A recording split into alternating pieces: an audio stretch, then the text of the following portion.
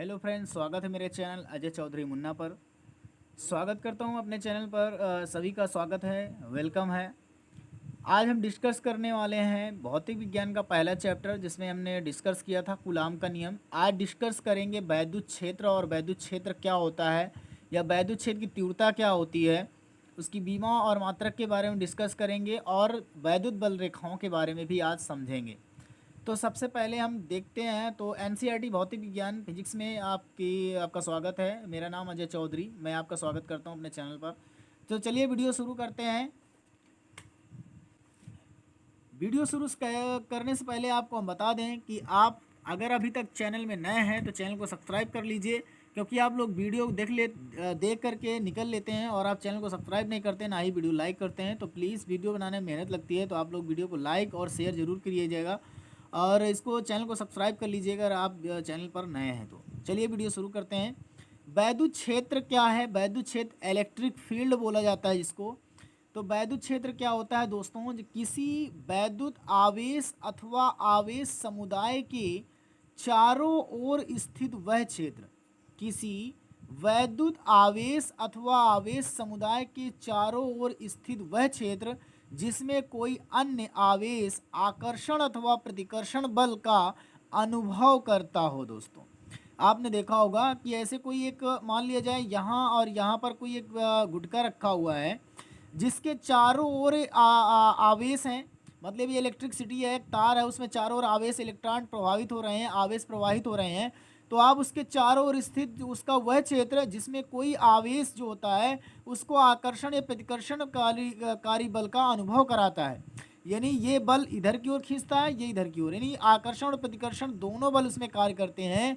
तो उसको अनुभव कराने का प्रयास जो करता है उसको ही बोलते हैं वैद्युत क्षेत्र। तो आप यहाँ देख सकते हैं, किसी वैद्युत आवेश अथवा आवेश समुदाय के चारों ओर का वह क्षेत्र जिसमें कोई अन्य आवेश आकर्षण अथवा प्रतिकर्षण बल का अनुभव कर सके उसे कहते हैं वैद्युत क्षेत्र। अब इसके बाद वैद्युत क्षेत्र की तीव्रता की बात कर, तो वैद्युत क्षेत्र की तीव्रता की बात करें, यानी तो वैद्युत क्षेत्र की तीव्रता क्या होती है?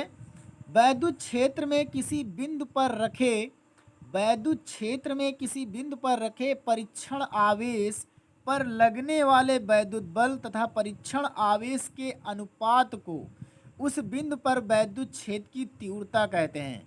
क्या कहते हैं? वैद्युत क्षेत्र में किसी बिंदु पर रखे परीक्षण आवेश पर लगने वाले वैद्युत बल अथवा परीक्षण आवेश के अनुपात को इस बिंदु पर वैद्युत क्षेत्र की तीव्रता कहते हैं। इसे ई वेक्टर से प्रदर्शित करते हैं। किससे प्रदर्शित करते हैं? ई वेक्टर से। यह एक सदिश राशि है जिसका मात्रक न्यूटन प्रति कूलाम होता है। E vector equal F vector upon Q not, जिसका मात्रक न्यूटन प्रति कूलाम।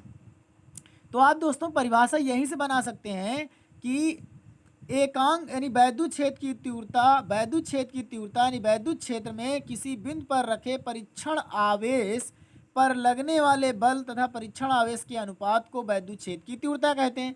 यह कह सकते हैं अगर Q बराबर 1 हो तो E बराबर एफ वेक्टर, ई वेक्टर बराबर एफ वेक्टर।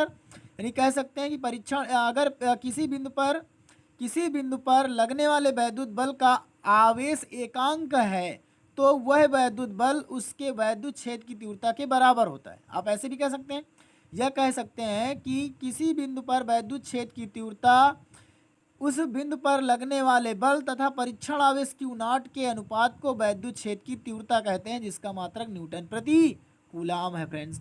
अब इसकी मात्रक और बीमा देख लेते हैं फ्रेंड्स। मात्रक और बीमा क्या है? सूत्र क्या होता है? E बराबर एफ अपान क्यू नॉट। तो E की बीमा बराबर एफ की बीमा बटे क्यू नॉट की बीमा। एफ क्या होता है? न्यूटन के नियम से ma हो जाएगा एफ बराबर, जहाँ m क्या है? द्रव्यमान है, a क्या है? त्वरण है, f क्या है? बल है।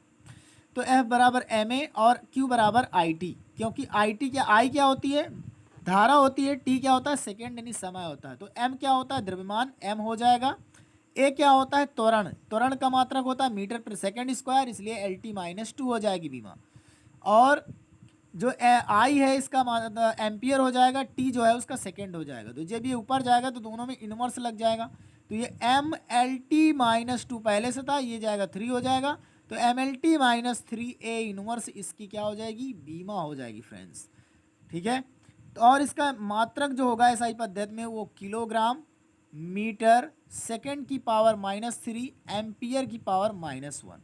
तो आप देख सकते हैं बीमा भी और मात्रक एवं बीमा भी आप समझ सकते हैं कैसे निकाला गया, जहाँ एम द्रव्यमान और ये त्वरण है, एफ क्या है, बल है फ्रेंड्स।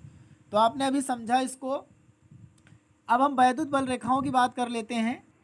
वैद्युत बल रेखाओं की बात करें तो वैद्युत बल रेखाएं क्या हैं, इलेक्ट्रिक लाइंस ऑफ फोर्स क्या है, वैद्युत क्षेत्र में खींचा गया वह काल्पनिक पृष्ठ, वैद्युत क्षेत्र में खींचा गया वह काल्पनिक पृष्ठ जिस पर एक स्वतंत्र एवं प्रथाकृत एकांक धन आवेश चलने को प्रेरित होता है, वैद्युत बल रेखा कहलाता है। देख सकते हैं वैद्युत क्षेत्र में खींचा गया वह काल्पनिक पृष्ठ जिस पर एक स्वतंत्र एवं प्रथाकृत एकांक आवेश चलने के लिए प्रेरित होता है, वैद्युत बल रेखा कहलाते हैं। वैद्युत बल रेखा होती क्या है, ये धनात्मक आवेश से प्रारंभ होकर ऋणात्मक आवेश की ओर समाप्त होती हैं। देखिए धन दिशा की ओर से निकलती हैं और ऋणात्मक दिशा की ओर समाप्त हो जाती हैं। ये बंद वक्र के रूप में भी होती हैं दोस्तों, खुले और बंद वक्र दोनों के रूप में होती हैं। प्लस आवेश के रूप से ये प्रारंभ होकर के प्लस चार्ज की ओर से प्रारंभ होकर के माइनस चार्ज में समाप्त हो जाती हैं। आप इनके फिगर देख सकते हैं, इससे ही इनके गुण आप समझ सकते हैं। अब हम इसके गुण की बात कर लेते हैं, यानी वैद्युत बल रेखाओं के गुण की बात कर लेते हैं।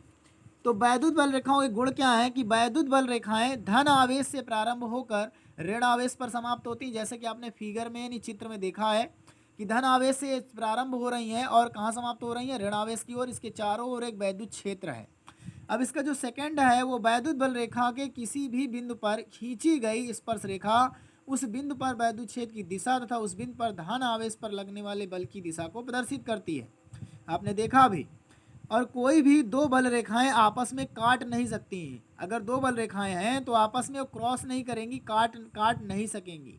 और ये जो बल रेखाएं होती हैं बंद और खुले वक्र के दोनों के रूप में होती हैं। अभी हमने आपको समझा दिया है, गुण आपको इसी से समझ में आ जाएंगे कि पहला गुण इसमें क्या है कि ये धन आवेश से होकर ऋण आवेश की ओर समाप्त होती हैं।